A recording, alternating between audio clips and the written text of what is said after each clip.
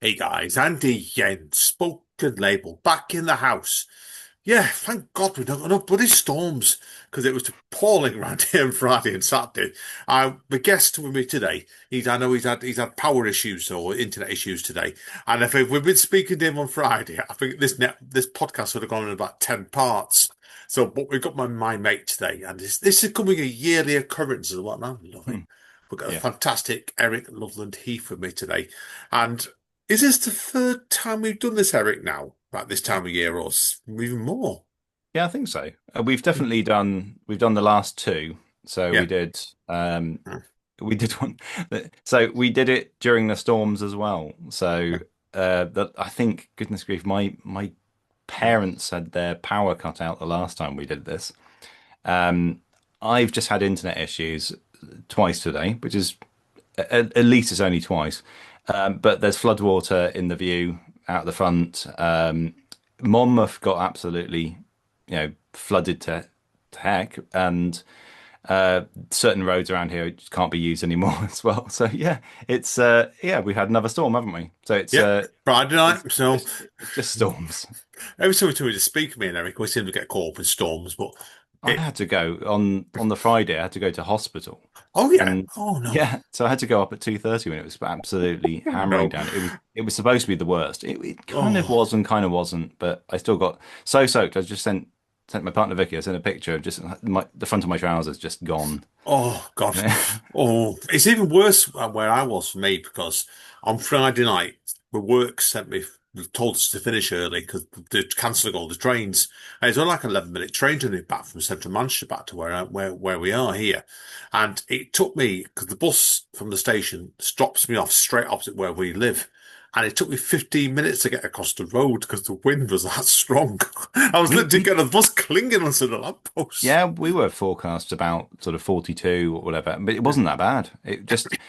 It was more the rain. Like the rain was just absolutely hammering against the windows, and I just sort of hid. Really, that's what I did.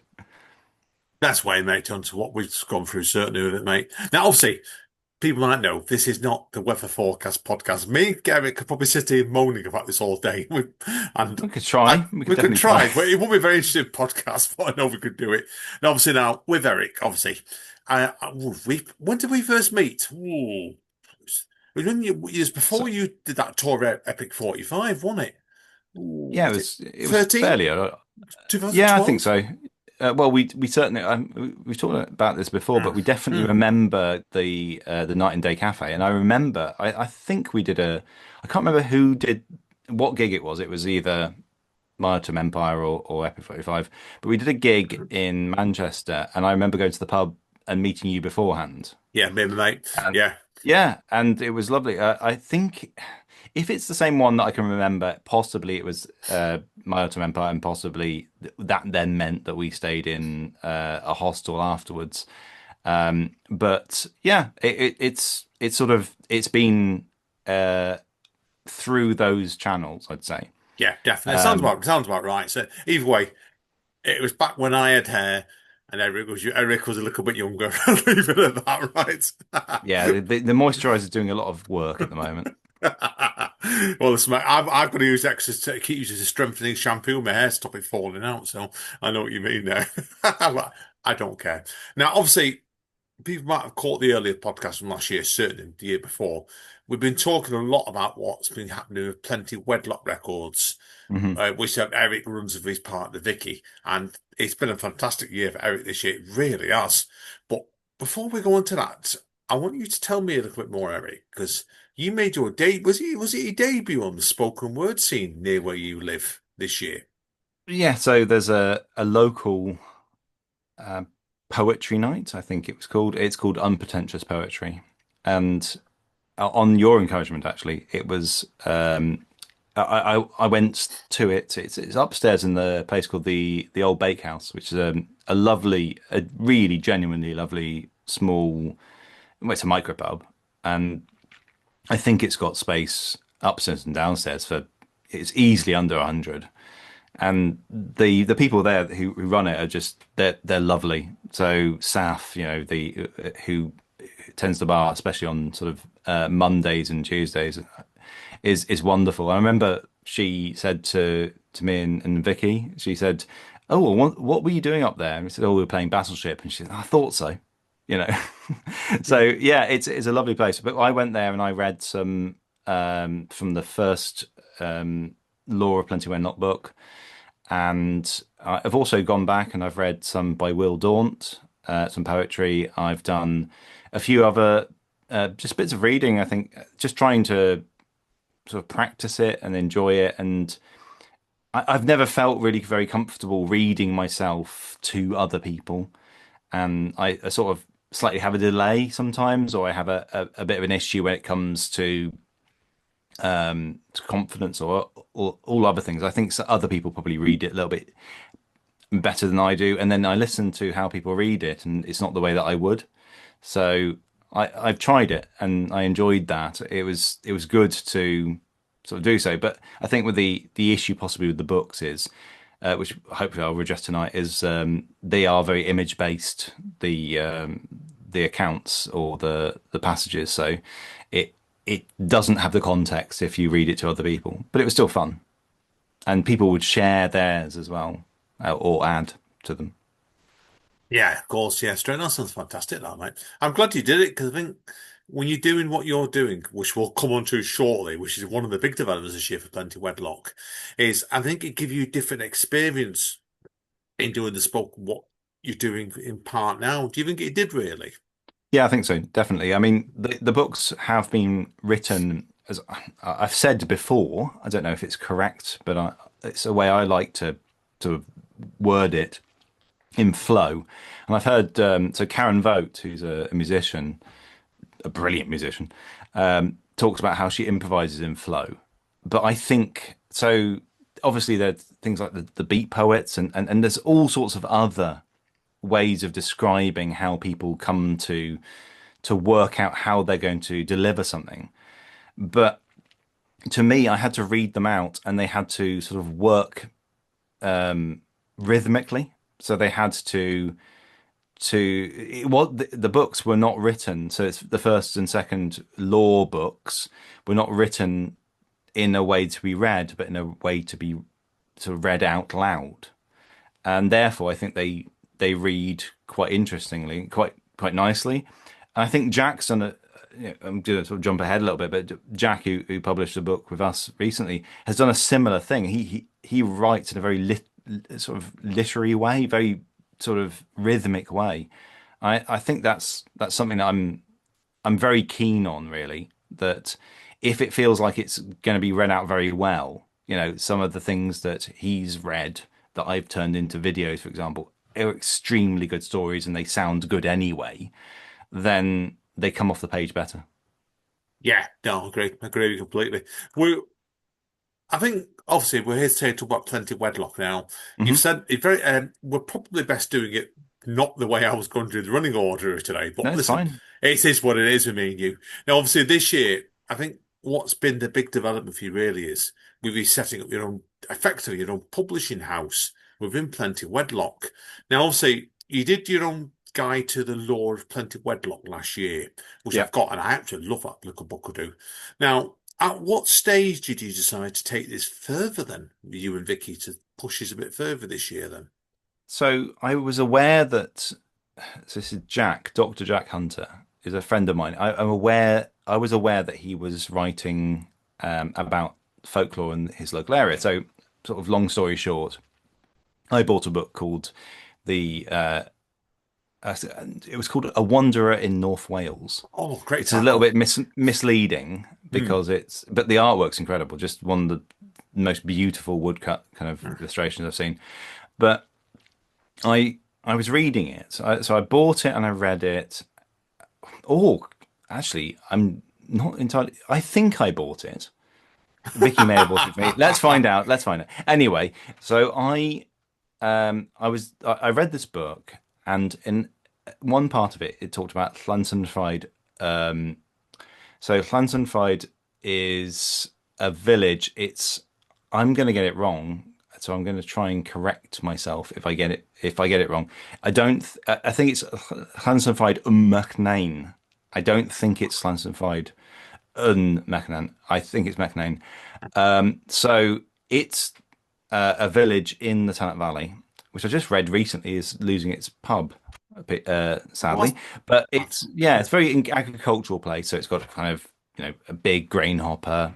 Um, it had a pub called the Railway Hotel. I think it probably still does. But anyway, so it's a good sort of going through place. So it's the road that goes from Oswestry to I think possibly it's Myford. I'm not entirely sure, but it's in the Tanat Valley, and when you go along it, it starts starts sort of getting different to the Haffron Valley, which is kind of what I know, Haffron Severn Valley, and Pardon me. Sorry. Jack.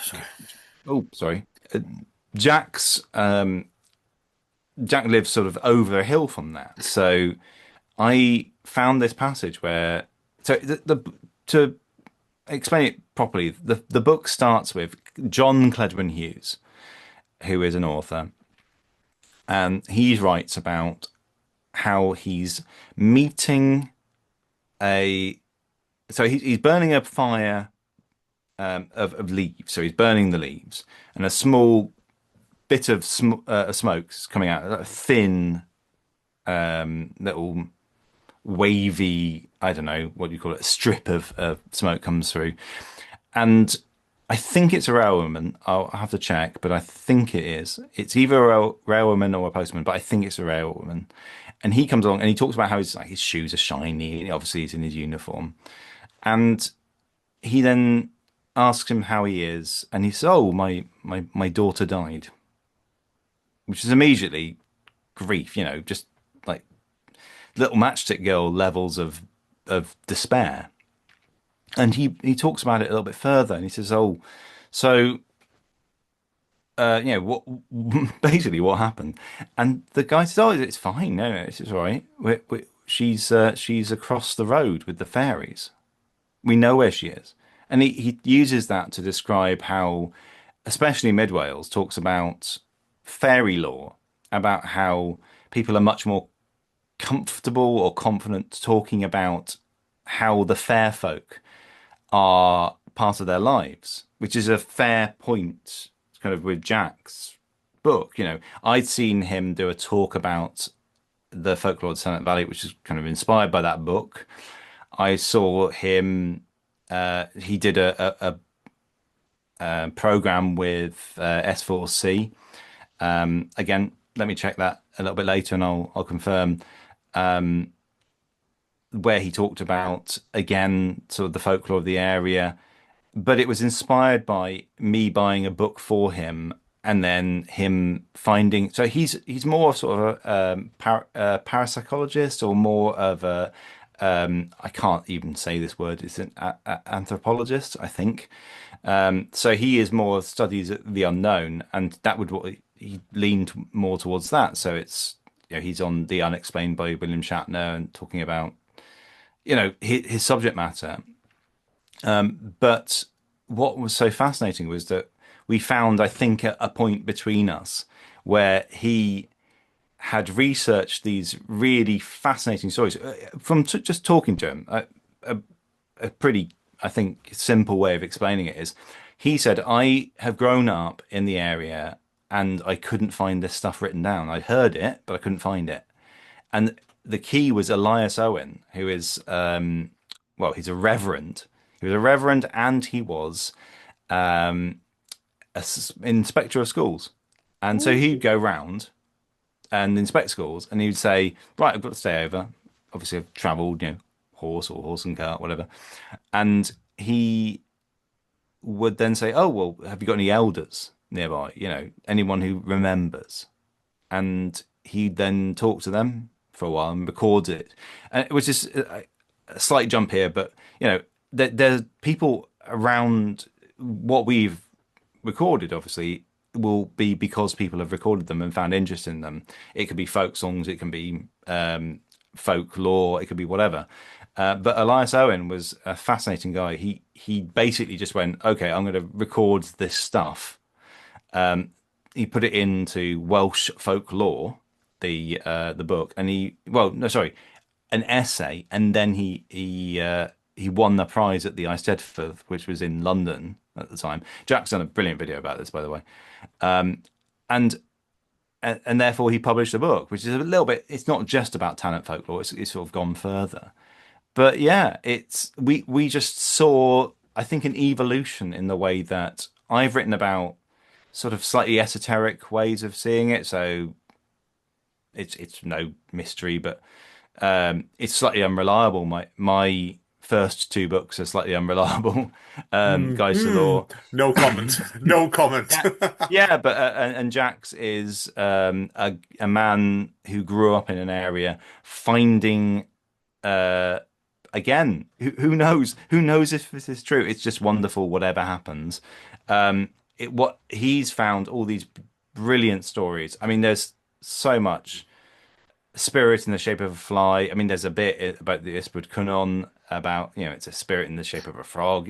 There's some incredible folk stories here, which mention it now, why not? Which are in a book, and Dun, dun, dun. I Yeah. thought that, it's more than simply a book. It's a chance to tell the stories for them to exist. And something that someone said to me quite recently, I think is a really incredibly valuable thing to sort of hold on to, which is that people who have lived in the area, whichever area you're talking about, will have heard these things, but possibly not in the way that they knew, or possibly not in the way that they've ever managed to find written down.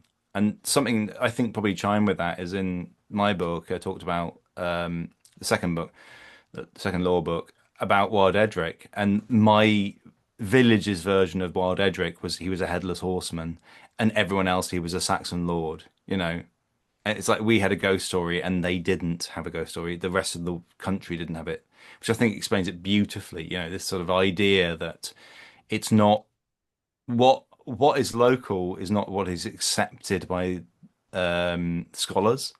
And what Jack found, just to sort of dip into it a little bit more, is that he found that people would take bits.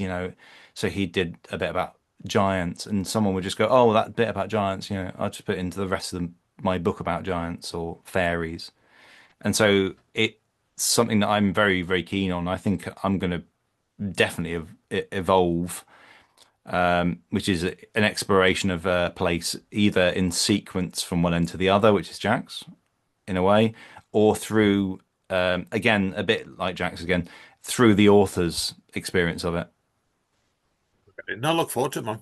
Definitely all that. So no, great stuff indeed, mate. So for that, so like I said, it's been interesting this year because with you moving into that field that you've done. But the two things that have come are in the same bracket, and I've one's Hmm.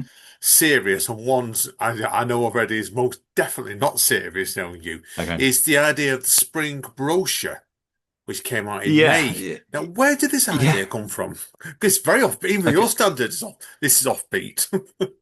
Okay, so that's a really good one. There are supposed to be other brochures, but I haven't got onto them. Oh, I'm hitting the microphone. Right, so yeah, the spring brochure came about because I was working with someone who just simply said to me, um, "I think you should turn those photos into a brochure." So I had this idea. I was going to document the entire month. I was going to tell people why. I can tell people why if you like, but it was kind of because I was there. I was in those places, and so I had to find something interesting to take the photographs of. And it didn't mean that necessarily I sort of had to take a photo every day, but it was I had to take a photo every day I was doing the thing I was going to do. I had to be in those places. I was working in those places. And because they sort of spread around Shropshire, I thought, okay, I'll take that on. And my colleague just said, "Oh, I think they should be a brochure, but I also don't think that the brochure to explain what they are," which is probably the worst selling point. And certainly in future ones, I might actually mention what we do, but I still send them out if I can find them. That I send out a brochure. I think because what we used to do was send out pictures, and we still have a few of them. We got a load of photographic prints made, just sort of decent photos of views, and people mentioned that they really enjoyed that people liked having a random image sent to them, or it wasn't random. We tried to sort of tie it tonally to the album. Hopefully that will continue, but with the brochure, it was I just fancied doing it, and at the end of it, it sort of says what we are, well, the links to what we do, really, without explaining why. And I think that's caused a slight problem because people generally don't stock brochures in their shops or whatever, don't explain what they're doing. But yeah, it was a chance to do a seasonal thing, and we've done a few things. So we've done sort of seasonal logos, hopefully going to turn them to seasonal postcards. And yeah, I think just it was fun to put some things together that had some link, but it wasn't clear what. In the future, I'll put a separate page about what we're actually doing, releases and books and things. But it Cool. was kind of to try and excite or intrigue, be some sort of intrigue where people went, yeah, I'm interested in this photography because they're not available anywhere else. I'm not sort of sharing those pictures anywhere else. Brilliant. That's Other great. than I put a few up on Instagram, but I'm not sort of printing them or anything. Brilliant. Now, obviously, that was the more, I don't know if you call that serious now, you, Eric, but certainly the Oh, other goodness grief, project that's that's a come. serious one. Yeah, well, I think it's abstract, but it's nice. Where did the idea for the naff Christmas cards come from? Oh, goodness grief. Okay, so yeah, so That's not, I've been I've been nice with that been because I could have been rude then. no, you can. What you mean, crap Christmas cards? Yeah, That's fair enough. or shit Christmas cards. But no, Deliberately, yeah. I mean, probably a reaction to just doing stuff uh, to the nth degree. I was talking about to you slightly earlier, actually, about how trying to check whether something's been zero point 0.2 of a millimeter up from itself. But no, my sister. So in truth, my sister sent us. I think it's a postcard, and it was from Reading, and it was from I don't think it says from Reading with love or something like that, but it's similar. And it was from Reading University. It was just bins, just lots of bins. And there's a calendar you can get, which is I think it's Basingstoke's kebab vans, which both gives them obviously promotion, but also is kebab vans. And I just was walking around, and I take a lot of I don't know how to put it really. Obviously, a lot of care and attention over photography and things like that. And I just found these things. I take a picture with my phone camera generally, which is not what I generally do, and then sort of slightly crop it badly and put a bit of I don't know a bit of feather on it in Photoshop and try and sort of get it looking okay, but still poor. And I just stuck them up for fun. Just said, oh, Plenty Wenlock's Christmas card, 20, I guess it was 2023. I'd assume because we're coming up to the third one, aren't we? So the first one was like it was I'd gone to a Christmas market at a agricultural market, a livestock market, and it was just a pallet with a bit of tinsel around it, painted green. So then the next year was just I guess equally bleak. It was just a Christmassy Coke can and some leaves and some tinsel. And I'll sort of break it here, but we found two more. We found at a Christmas market in Loveland, and we found a soggy previous year star, and we found I think it's paper, wow. and we found a Christmas cone as well, a Christmas sort of traffic cone. So yeah, I thought I'll do a set of four, probably a few years ahead of where I was expecting to, and then just to publish them as a chance for people to get a four cone set, I guess. But Oh, we'll that's see. brilliant. Brilliant. I think it's a great idea, mate. Really do with that. It's very you, and that's what I like about that. John. It's unpredictable. It's a good word. Some of you won't, mate. But I I hope like so. it.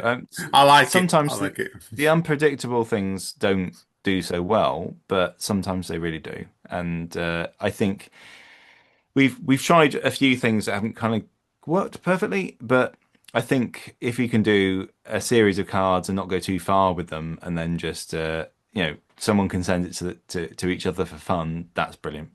Yeah, no, good point. It's like having your predictability sometimes you do a project, you don't know what they're going to do. Was it this year or last year you were on Lake Junction? So it was last year and Last this year. year, which is Oh just yeah, it ridiculous. was. It's crazy. And that, people wonder that's who you obviously for your Shropshire projects, Shropshire number number station. stations. And then the first time, it must have been last year, I remember this because I Facebooked you saying, you do know you're on Lake Junction. You come back to me saying, that's the first I knew of it. Yeah. So you sent me a message saying, I think you're on numbers. Sorry, I think you're on Lake Look, Junction, because they put me and my friend Rob Dunsford as part of the project. Um, and I sent it to Rob and said, first you've heard of it, isn't it? But no. So I sat there kind of amused and slightly bemused, and then their producer got through and said, "Oh, how can I get hold of this track?" Or this recording. So yeah, that happened, and then because we had like a very very interesting request, I think just it came through. It was a tape label called Death Is Not the End. It's an archival label, and they got through and said, I would like to do a tape issue of it. And I said, "Well, yeah, but I would like it to be different. I'd like it to blend, I'd like to sort of look at it differently." So you're not getting the same. So obviously the first album or collection of number stations is 19 stations in sequence, and the tape cassette version is two sides which are blended. So they're a slightly different order, and they are blended to sort of work without gaps, I guess. Which is obviously a limitation if you're listening on Spotify, but it's done pretty oh, well, and I'm glad. And I'm really really keen that I'm so glad that something like Left for Dead. I think is it called Left 4 Dead? I think it is. No, definitely not the end. Sorry, that did something like that, because I just had a lovely message through. It just said, "Oh, I was thinking of doing something similar to this, and I found yours, and it does everything I wanted it to." So brilliant. fantastic. And hopefully a relationship we can keep going, because it's it got on it got on Verity Sharp's show the first time with the CD, and it got on the second show this year through Definitely Not the End.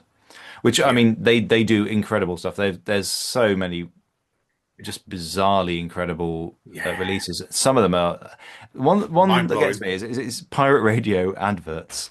You know, Oh, God, yeah. Oh, God, yeah.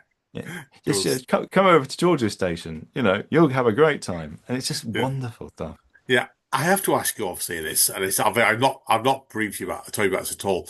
If you were to go, because I listen to Late Junction quite frequently, and I love their live improvised sessions to two acts that don't know each other. Is there anybody, any sort of act you would like, if they asked you to come on as Shropshire number stations, what would you like to have? Would you like to have a Zimbabwe flamingo guitarist with you or something? Oh goodness, so, yeah. I mean, definitely something from the Zimbabwe would be amazing. Mm, Something different, something very, very out of kilter. yeah, Um, Something that would provide the rhythm itself.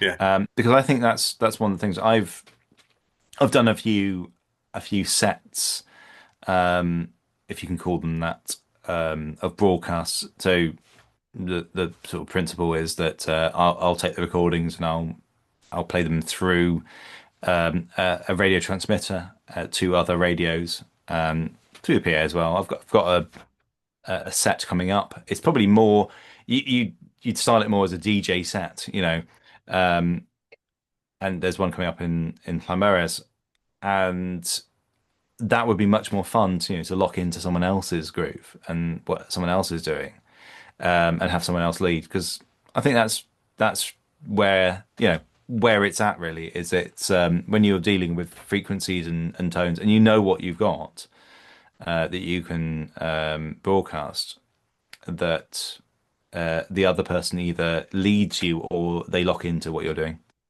Yeah, no, that's brilliant. No, I agree with you completely, mate. It's perks those improv sessions indeed. So you don't know what he's going to lead Mm. in. Agreed. Agreed. Now, obviously, in a very roundabout way, it took us half an hour already here, actually. So what we're actually going to go on to Plenty Wedlock now, and we've got a Hmm. few to go through here. So now we're going to do these in chronological order. So, and the first one that came up this year was yourself, wasn't it, as your Fragments series, Volume 1. And I remember us talking about this over, was it over lockdown originally? It was a few years back, wasn't it? Well, yeah, I mean, the reviews that came through for fragments were about. I mean, I didn't want to focus on the the lockdown aspect of it, but it Hmm. became part of the narrative. And I think it had to really, which is that it was a way of, and I struggle with this a lot. So I'm sort of going to step back a little bit and just say that I struggle with people talking about their practice and talking about their, how they would come to do things and sort of how they would justify why they would do it. So some people, they work brilliantly that way, but I don't. If I do that, I start getting too self-conscious. So very frankly, it was a way of trying to interest myself in using what I had. So I have equipment and I would have to justify its existence in the house via using it, and I would have to find a reason to do so, despite the idea, obviously during lockdown, of just, well, we couldn't produce. I mean, we could publish it online, but we couldn't do CDs, we couldn't do releases in physical formats. It was very, very difficult. I mean, you had to think about things like washing, sanitizing your hands before sending things out. So I started. Uh, I think the Plenty Wenlock started formally its relaunch, I guess, through that time with the Land of Lost Content sort of digital release of it. But I was recording things where I'd sort of sit down and I was trying to work out how I could keep the computer off, basically. I just I'd sit down and I'd try and find something that interested me. And it would always be the second one. Second or third idea, and I'd use what's called a Tenorion, which is a 16 step sequencer, and I'd use that and I'd try and sort of create things through hardware synthesizers that would interest me enough to take a go at performing them and recording them. Sometimes they were just sort of what I created, sometimes they were embellished. They were always single takes. And therefore I think they were really kind of an interesting, if you were to ever, if I was to ever think I'm interesting enough to sort of delve into the soul of, it was about sort of finding what a sort of almost like a native state of mind was, especially at the lowest ebb. And with fragments, it did very well. I mean, it got in Electronic Sound magazine. It got an incredible write up. Again, on a, I remember you showing me that as well, and it was like I was thinking, good God, I thought yeah, excellent, mate. Yeah. yeah, yeah, it just did very, very well. And it was the first release I've ever done under my own full name. Oh, And of course it was, wasn't it? Yeah, of yeah, I didn't really ever feel like course. doing that. I've done EL Heath because it's, how it appears on Yeah. my bank. Well, bank card, my old bank card, and then the initials with the dots as well to sort of, I guess, signal an evolution or separation. And basically just kept putting the L's small, but yeah, it Of was a kind course. of a big step. I think Ben Holton, just to sort of jump in there, has experienced a similar thing with his album under his own name. To finally use your name and put bare all, I guess, under that it's an interesting step, Yeah. having always used something else. Yes, And the same for me because like it's obviously I've got my Fred's book out recently, and that's the mm, first time I've come out under me. Well, it's effectively it's like your L.E. Heath one, but it's closer to what it is to me than it was as say as Andy N or Ocean of the Buckle or Polyocean, whatever, isn't so, it? so yeah, It's yeah. yeah, it's weird. Yeah. So what happened with Fragments was we basically had this idea that it was going to be a Plenty Wenlock project. Mm. And then at the end of it, we went, hang on a minute, we haven't got an artist name. And went, oh yeah, it can't be Plenty Wenlock, can it? It's got to be you. So yeah, it was it was an interesting one. It's odd taking things. I think the review that talked about it, the I think Psychonaut Elite, I think it was called, um, was about how it was unfinished, and in a way, yeah, obviously it was. It was not unfinished as such as more sort of it was passages, things that I'd identified and thought flowed, and it's a lot more, and then yeah, it's a lot more sort of random and esoteric than the second volume that I have recorded, which I guess was coming out of a mixture of sort of in and then coming out of lockdown 2021 style, but it's yeah, I think that the kind of it is an interesting sound and an interesting thing to have sort of developed. So, it's not unfinished as such as it's slightly sort of constrained.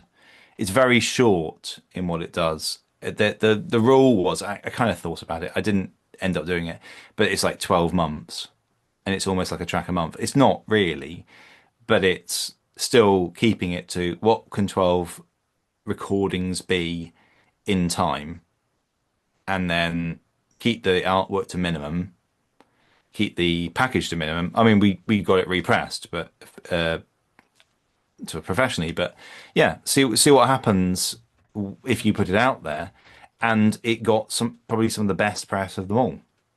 Which tells you something, doesn't it? You put all this effort into other things, you possibly don't hit the Format, yeah. nerve correctly. But it got an Electronic Sound magazine.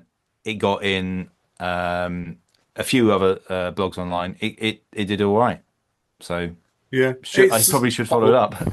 It's potluck, honest to God. I did I've not told you this yet, so that's what's good tonight, is I did a single bit back on the Ocean and the Buckle where I basically went and did a riff on the Windows 95 theme and spread it out over 21 minutes. And it's got me two record deals for next year. Good grief! Didn't Eno do similar? Oh no, Eno wrote it, didn't Yeah, even he? though I wrote it and I just went and ripped it off and made it 21 minutes. And You can I've find got two record deals off it. So it was yeah, you can stupid. you can Yeah. find them on on YouTube. I think someone's stretched it out over Yeah. sort of like two Yeah. thousand hours or something. Yeah, It's it's amazing. insane. I did a 21 minute just for a laugh, basically. This is what I don't, technically I don't normally do. And they got me two record deals. It's plain bloody stupid. It's way life goes sometimes, isn't it? I think you always do, when you do releases, you never know what you're going to get sometimes, I think. Absolutely. So I've had a few releases recently that people have said to me, "Oh, well, if you just let us know a little bit earlier, we could have themed it, and it could have hit a nerve." But I haven't got the time. I've got to produce things as to when. So at the moment, I'm working on something called The Antiquarian. I'm doing so because I know that I've got to have it in time. But other things, yeah, it's a pity sometimes you don't quite hit the moment. It's the nature of the thing. Yeah, But if it's you always do, the case. well done to you. Yeah, no, agreed. Now, obviously, we're going to skip on to a couple of releases here 'cause this can be a Yeah. two-part podcast. I knew it would be when we got together tonight anyway. That's guaranteed, people wondering. Now, obviously, two of the releases on Plenty Redlock this year were from a friend of yours I've not met, but I've seen him live. And ironically, this is great history, this.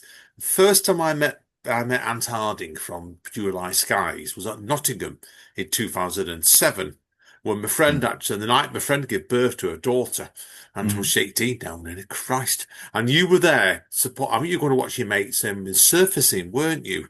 And I'd Yeah. come along to obviously going to the Ant in July Skies, and I met Ben, I met Rob that night, and me and you were in the same room. We didn't So meet each other another so 6 years that's afterwards.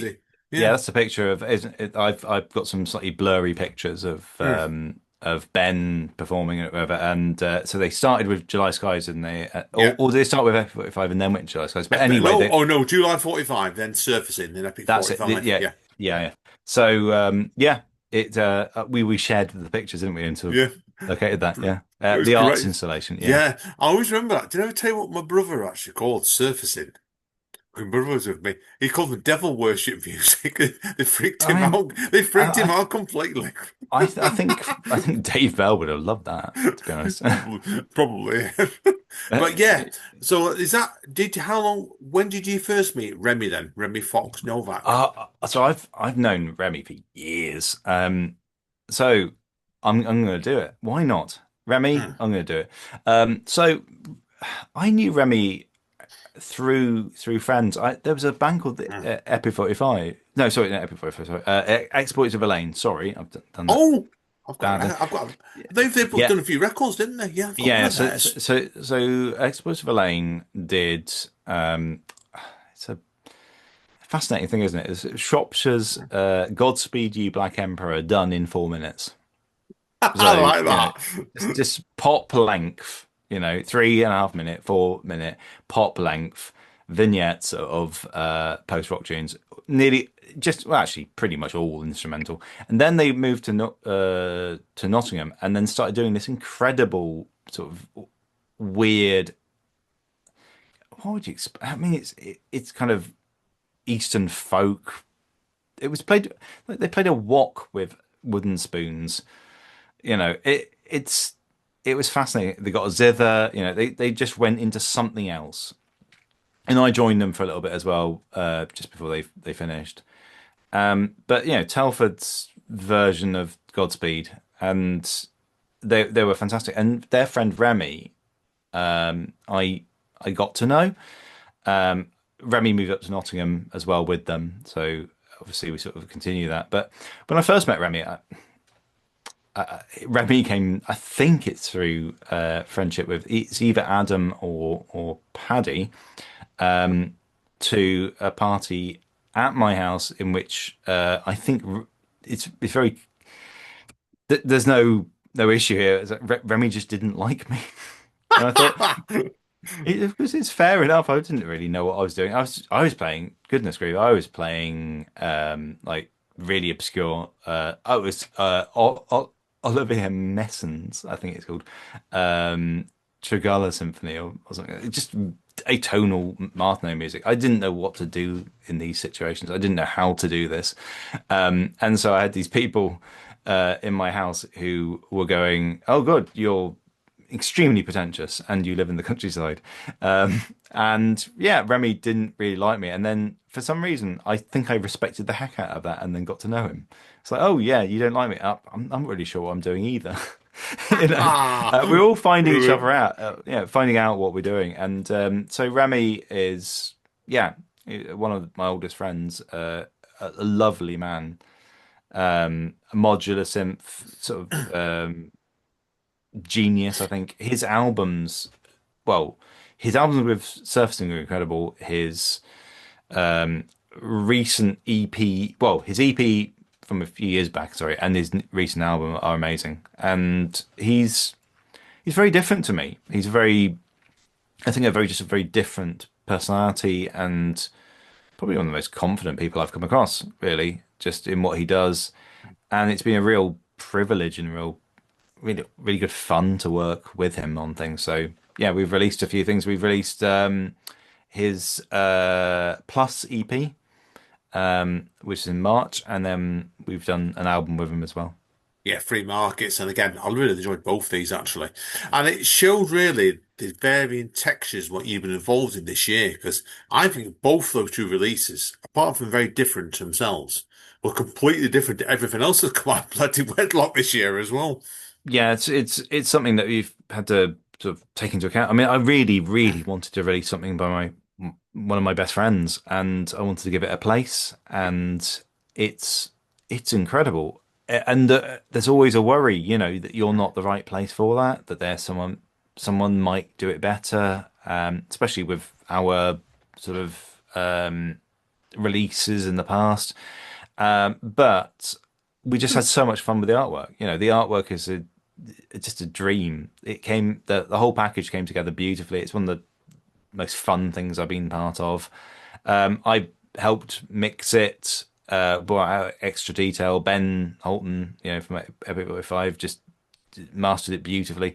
It's just a really, really cool thing to have put out. It's one of the best, I think, without being too confident, one of the best Shropshire electronic sort of modular albums you could ever hope to hear. It's more tuneful than anything that you'd expect. It's quite dancey. It's got some bits in it. Remy will say it's about sort of times past where a lot of political tensions, which I guess are still going on, but he couldn't write dancey music anymore, and so he created something else. And when I listened to it, I thought this is great. I want to work on it. So yeah. Free Markets, which came out a few months back, is a fantastic album, and deserves better. I think it deserves people hearing it. Yeah, it's a great. It does this. I love the EP, but the album I think is often the tour de force, those sort of things where it's one that I've was about 2 months now, almost like 6, 7 weeks now, wasn't it? And I've gone for it about 4 times, and I know it's one of those ones I'm going to listen to in 5 years' time, and still pulling new things off it all the time, and it's that multi-layered album, definitely. So Yeah, it's the fascinating longest stuff. thing I think we've released, definitely. It But probably is, isn't it? yeah, Yeah. yeah. Someone comes to you and says, "Oh, can I do 15 tracks? It's gonna be nearly an hour." Yes, I know it's lengthy. Of course, it would be, wouldn't it? Now, last thing I want to talk about, obviously, in part one of the podcast, Eric, please notice I knew we've been a while with this, you, mate, was obviously your Discovering Tongue album by. Yeah. Now, this is the story one, this by I can't put is it Trang the name of it, the name of the No, project? it's Tong. It's Tongue, so I originally had the idea of just calling it Tong, Tong. But there are other people called Tong, and a Korean artist as well. And I was looking up about it. So I recorded this a long time ago, probably about yeah. The notes on the note, 2011, 12. the Yeah, notes say 10 or 2010 on the out that's Bandcamp. it. Yeah. So around Yeah, then, I mean, long a lot time was recorded ago. around then. Um, Wow. but this was around. I think similar to the Land of Lost Content album, and I just couldn't find a time to release it. And in possibly, just in retrospect, possibly this year wasn't the right time to do it either. It's quite a crowded calendar. Um, but we did it anyway. And the artwork was originally done by Jess Martin, just or Bess Martin, and redone by Vicky. Um, and we just thought we'll do it. And so it's the Tong project originally was sort of it was a side project, and it was just sort of it was doing all sorts of things. It could be whatever, and the aim was to sort of get away from what Neil Heath stuff was being, sort of just. I think one of the tracks was recorded during a power cut, on a laptop that was running Ah, down. Just try and get something down. There was a lot of fun kind of experimentation stuff with it. I think so. A little sort of dip back was the Companions EP was meant to be a Tong album or Tong EP, sorry. So that was released under ER Heath. But yeah, so I'd recorded a lot of different things, and this one, yeah, I looked up the name Tong in the Doomsday Book as it appears, and it is Tu Angay Tong, which means the tongue of two rivers, the sort of joining of two. It's a really bizarre history, the village of Tong. I mean, it came to light quite recently where it was going to have a massive housing estate, which didn't happen. It's got the Bell at Tong, which is a pub. It has Saint Bartholomew's, which is a very, very beautiful church. I used to drive past it to go to Epic 45 practices and records. And it's got an insanely crazy history. I mean, we've got a book called Discovering Tong, which is about William. Sorry, yeah, I think it's no George Durrant, who was the self-styled First Lord of Tong, who came over from the wars in the Caribbean and basically just impregnated most of the village and called them called the kids weird names. Mm. So he had loads of illegitimate children called Cinderella Greatback and Napoleon Wedge and things like Oh, that. And wow. it sort of ends with, and it's such a ridiculous story. I mean, the book is an incredible book. It's been written about it, but you know, he got he, George Durant. He had a monument built for his, I think it was his lawyer, his solicitor, his corrupt solicitor. He built it using obviously part of his what his kids would have as his inheritance, inheritance, sorry. And so he dies, and obviously the night that he after he dies, his children go up there and blow it to absolute smithereens with dynamite, shouting the old man's dead. So It's new. what a story, We love So, him. We love myths like that. God, yeah, that is what an unbelievable. amazing bit of lore. Yeah. Sometimes you can't make stuff up like that. People are saying it. You're sat there thinking, my The God, no, wow, goodness grief. The wow. world, the stories that you find in these books are greater than fiction. Oh, They are yeah. better stories, and I think that's something I'll mention. Things like Jack's book and others that I've read is that sometimes I don't think you can express how well they are and how unusual they are, and how ridiculous they go. Yeah, no, agreed. Agreed. Fantastic, mate. Now, people might have guessed we've gone on for a while here, and we've got a while more to go yet. So we are going to take a short break, folks, and come straight back at you with part two. This has been excellent, Eric, so far. Thoroughly enjoyed this, mate, and I knew we Okay. would, mate. See you all, folks, in two shakes of the dice.